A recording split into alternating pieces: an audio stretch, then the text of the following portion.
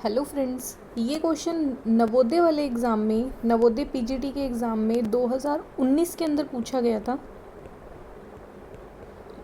Operating system का question है।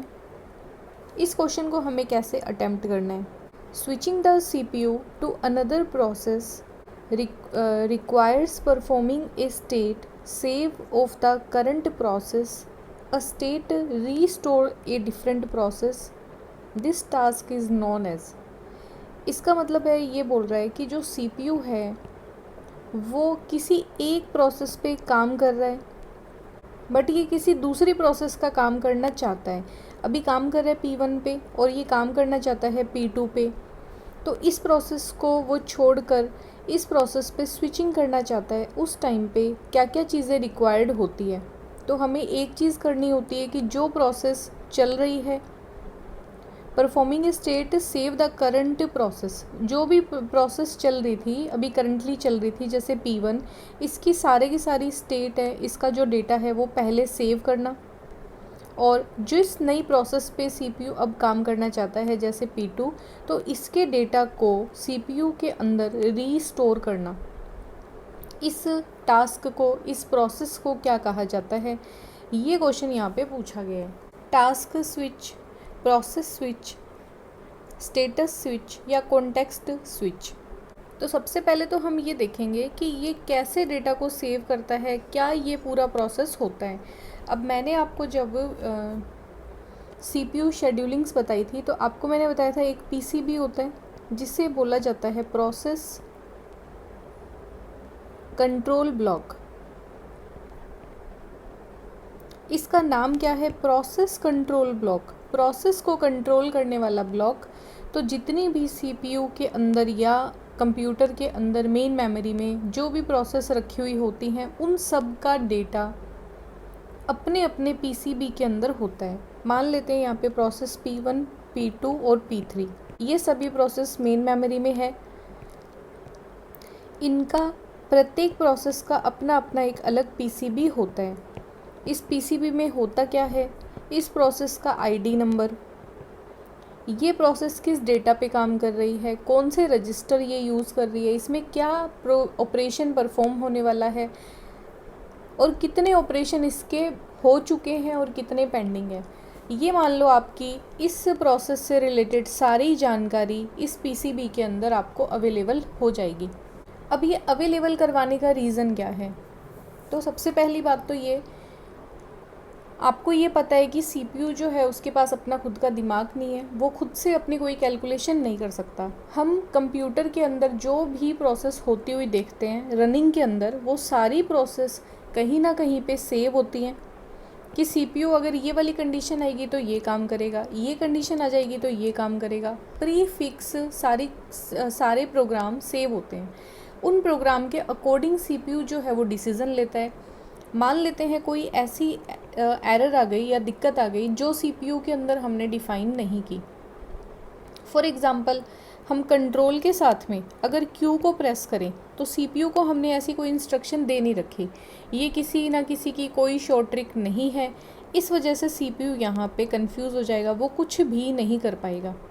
ठीक है, तो सीपीयू से, प्रोसेसर से कुछ भी काम करवाने के लिए आपको पहले उसका एक प्रोग्राम लिखना पड़ता है, उसको सेव करना पड़ता है। वैसे ही एक प्रोसेस चल रही है अभी रनिंग में, वो कितना पूरी हो चुकी है, कितनी पेंडिंग है, या फिर उसको पहली बार प्रोसेसर मिलेगा, सारी डिटेल जो है वो प्रोसेसर को याद नहीं रहती, सीपीयू को याद नहीं रहती। इस वजह से प्रत्येक प्रोसेस का अपना एक अलग पीसीबी होता है और इस पीसीबी में चीज़ें अपडेट होती रहती हैं। जैसे जैसे प्रोसेस अपना काम करेगी वैसे वैसे चीज़ें इसके अंदर अपडेट होती रहती हैं।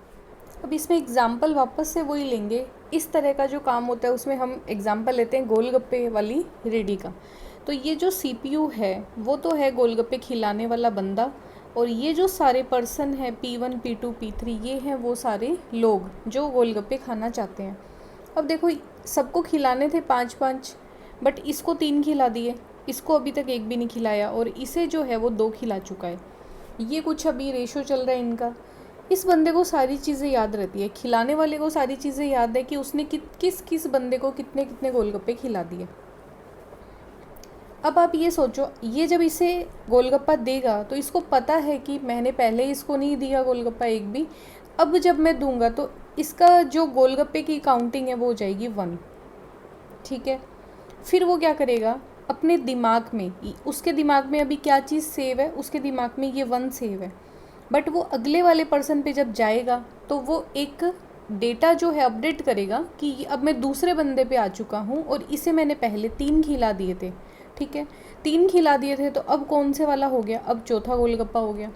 इस तरीके से वो पर्सन टू पर्सन प्रत्येक आदमी के जितने जितने गोलगप्पे खाए हुए हैं वो सारी चीज़ें वो अपडेट करता है। यहाँ पे 2 चीज़ें होती है, एक तो होता है इन पर्सन्स के गोलगप्पों की काउंटिंग, और दूसरी चीज़ होती है कि एक पर्सन से दूसरे पर्सन के ऊपर स्विच करना। तो जब भी ये जो काउंटिंग रखने का काम होता है, कंप्यूटर के पास अपना दिमाग नहीं है, इसलिए उसे कोई डेटा सेव करने के लिए मेमोरी की रिक्वायरमेंट है। अब यहाँ पे अगर बात करें गोलगप्पे वाला एग्जांपल जो हम ले रहे हैं, उसमें वो जो बंदा है उसके पास मुश्किल से 10 जने होंगे ज़्यादा से ज़्यादा, या 12 जने होंगे, इतना डेटा वो लगभग अपने दिमाग में सेव कर लेता है। बट हम क्या बोलेंगे कि वो अपने दिमाग में सेव कर लेता है, उसको वो चीज़ें याद रहती है। सीपीयू के पास अपना दिमाग नहीं है, इस वजह से वो ये डेटा सेव नहीं कर पाता। तो हमने प्रत्येक प्रोसेस का डेटा रखने के लिए कि उसे हमने कितनी देर सीपीयू दे दिया, उन सब चीज़ों को रखने के लिए इसका हम एक पीसीबी बना देते हैं, और प्रोसेस P1 का सारा डेटा रहेगा पीसीबी के अंदर। तो सीपीयू की कोई हेडेक नहीं है कि इसका डेटा सेव करना है, क्या करना है। ऑटोमेटिकली जैसे ही सीपीयू इस प्रोसेस पे काम करना शुरू करेगा, वैसे ही उसका डेटा जो है अपने आप पीसीबी से अपडेट होके सीपीयू के अंदर आ जाएगा। एक काम तो हम करते हैं प्रत्येक प्रोसेस के डेटा को अपडेट करने का, जैसे पीसीबी के अंदर करेंगे वो तो, बट दूसरी चीज़ होती है एक पर्सन से दूसरे पर्सन पे स्विच करना। तो सीपीयू क्या करेगा, एक प्रोसेस से दूसरी प्रोसेस पे स्विच करेगा। इस स्विचिंग टेक्निक को क्या बोलते हैं, इसे बोला जाता है कॉन्टेक्स्ट स्विच करना। ये वर्ड आप ध्यान रखना, ये आपको ऑपरेटिंग सिस्टम में काफ़ी जगह पे यूज़ करने को मिलेगा, कॉन्टेक्स्ट स्विच। तो कॉन्टेक्स्ट स्विच यहाँ पे करेक्ट आंसर हो जाएगा। अब टास्क स्विच कुछ नहीं होता, प्रोसेस स्विच कुछ नहीं होता, और स्टेटस स्विच भी कुछ नहीं होता। कॉन्टेक्स्ट स्विच में एग्जैक्टली होता क्या है, मान लेते हैं ये एक सीपीयू है और सीपीयू के पास बहुत सारी प्रोसेस हैं एग्जीक्यूट करवाने के लिए। ठीक है, P2, P3, P4, P5, बहुत सारी प्रोसेस हैं। इन सबको अलग अलग टाइम की रिक्वायरमेंट है सीपीयू की। मान लेते हैं P1 को 10 चाहिए, 10 यूनिट तक उसको सीपीयू चाहिए। अब 10 यूनिट कुछ भी हो सकता है, घंटे हो सकते हैं, मिनट हो सकते हैं, या फिर सेकंड हो सकते हैं, वो चीज़ें हमारे लिए मैटर नहीं करती। हमें 10 लिखा हुआ मिलेगा कि प्रोसेस P1 है, उसको 10 यूनिट सीपीयू की डिमांड करनी है। इसे 5 चाहिए, इसे 3, इसे 4, इसे 8। इस तरीके से इनकी अपनी अपनी अलग अलग सीपीयू की रिक्वायरमेंट है। इतने इतने टाइम के लिए इनको सीपीयू चाहिए। इन सब का डेटा, प्रत्येक प्रोसेस का डेटा कौन सेव करेगा, तो वो करेगा इनका अपना खुद का पीसीबी। कॉन्टेक्स्ट स्विचिंग के टाइम पे देखो क्या होता है, जैसे ही सीपीयू के अंदर एक प्रोसेस को लोड किया जाएगा, वैसे ही उस प्रोसेस का पीसीबी भी जो है वो सीपीयू में लोड किया जाएगा। इसे बोलते हैं कि a state restore a different process. तो जैसे ही आप किसी अदर प्रोसेस, कोई भी अलग प्रोसेस को सीपीयू के अंदर लाओगे, उसके पीसीबी को वो सीपीयू जो है, प्रोसेसर जो है, वो अपने अंदर सेव करेगा। ठीक है, अब मान लेते हैं P1 के ऊपर सीपीयू ने काम करना शुरू कर दिया। करते करते इसने 3 यूनिट तक काम किया। 3 यूनिट काम करने के बाद कोई हाई प्रायोरिटी की प्रोसेस आ गई, जैसे P5।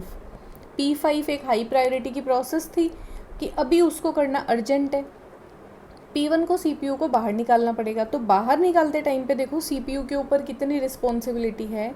P1 का पूरा डेटा पीसीबी में वो पहले सेव करेगा, और सेव जब हो जाएगा उसके बाद में वो जो है इस प्रोसेस को बाहर निकालेगा। बाहर निकालने के बाद वो क्या करेगा, इस जो हाई प्रायोरिटी की प्रोसेस आई थी P5 को अपने अंदर लोड करेगा। लोड करते ही, पीसीबी का हमने पीछा नहीं छोड़ना, P5 को लोड करते ही इसका पीसीबी भी जो है वो सीपीयू के अंदर सेव हो जाएगा। ठीक है, सीपीयू उसको अपने पास बुला लेगा या अपने पास सेव कर लेगा।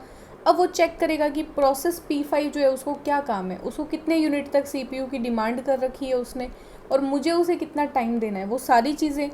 मान लेते हैं कि इसको 8 यूनिट चाहिए थे, बट इसने जो CPU है उसने इसको सिर्फ 5 यूनिट टाइम दिया।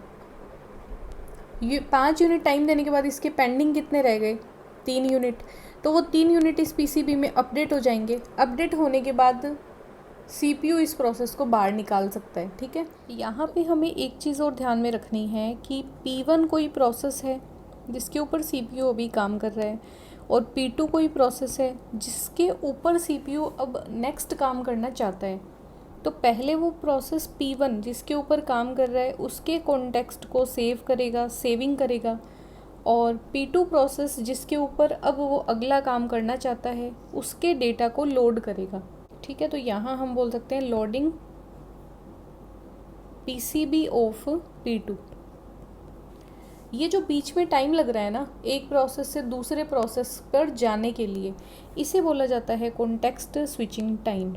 ठीक है, अब जैसे हमने बात की थी राउंड रोबिन शेड्यूलिंग के अंदर हमें प्रत्येक प्रोसेस को एक एक यूनिट CPU देना है। ठीक है, 2-2 यूनिट भी हो सकते हैं, 3-3 भी हो सकते हैं। प्रत्येक प्रोसेस को सेम टाइम यूनिट दिया जाता है जो CPU का पहले से फिक्स होता है कि मैं इतने यूनिट ही आपको टाइम दूंगा। अब आप जितनी बड़ी प्रोसेस हो तो आप लंबे टाइम तक CPU के अंदर बने रहो, आपको बार बार CPU मिलता रहेगा। अगर आप छोटी प्रोसेस हो तो आप बीच में से जैसे ही पूरी प्रोसेस हो जाएगी वो बाहर निकल जाएगी। तो ये जो टाइम है कॉन्टेक्स्ट स्विचिंग टाइम, एक प्रोसेस से दूसरी प्रोसेस में जाने में लगने वाला जो टाइम है, इसमें CPU के काम कितने हैं, पहले P1 के डेटा को सेव करना, फिर PCB अदर प्रोसेस के PCB को लोड करना। ये 2 काम है, तो इस बीच में थोड़ा टाइम लगता है। इस टाइम को बोला जाता है कॉन्टेक्स्ट स्विचिंग टाइम।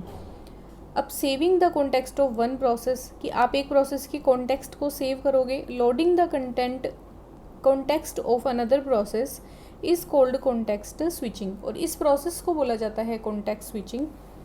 और सेकंड चीज़ है कि जितनी ज़्यादा सिस्टम के अंदर जो है ये स्विचिंग होती है, कॉन्टेक्स्ट स्विचिंग होती है, आपको पता है थोड़ा बहुत ही टाइम हो मगर वेस्ट तो होता है।